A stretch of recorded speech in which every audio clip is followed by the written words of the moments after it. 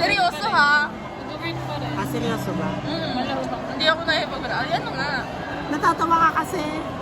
Seryoso magmamanager talaga muna. Sa manager sa McDo. Tapos, Ayun, tsaka ako mag-a-apply ng another job na mag-earn lang ako ng experience. pero wala kang balak Mag-ibang bansa. Hindi. Ako magtrabaho sa Pinas. kahit maraming korap. Kahit ginagastos ng mga contractor. Pera mo. Man, Bilo, anong plano mo after graduation? Plano ko. Ha? Plano. Anong plano mo nga? Puro plano lang siya. Wait lang, mag-search lang ako. Mag-work ba? Ano?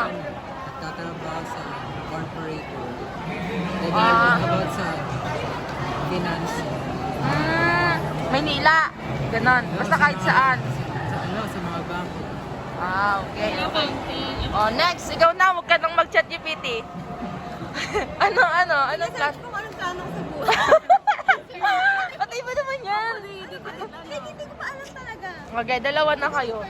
Palamunin pa kasi ako eh. Pero, kunyari, wala ka bang plano na mag-work? Dating nga, hindi. Hindi, kunyari, wala ka bang balak mag-work sa ibang bansa, ganon. Meron. Oh. Tataywan ako. Wow! Ikaw. Maganda daw din eh. Oo nga, marami daw ano. First choice ko baka mag-prostitute na lang. Hindi, pag yan narinig ng future self mo.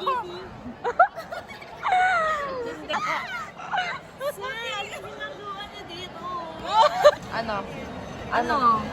Bala ko din sana kasi malaki yung income sa Taiwan.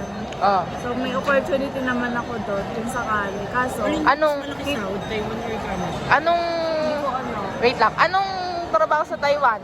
Related sa course mo or kahit ano? operator machine. Ha? Machine operator, operator. Ah, okay. Di, pero, parang, Tapos, Mas malaki yung Pinagawa na kesa dun sa akin. anong plano mo? Siguro sabi kasi ng tita ko, dadalhin daw niya ako sa Australia. Doon ako mag-work. Anong work? What work? What work? Di ko pa alam actually. Then siguro yung mini business ko yun tuloy-tuloy lang yan hanggang sa nag-work ako. Kasi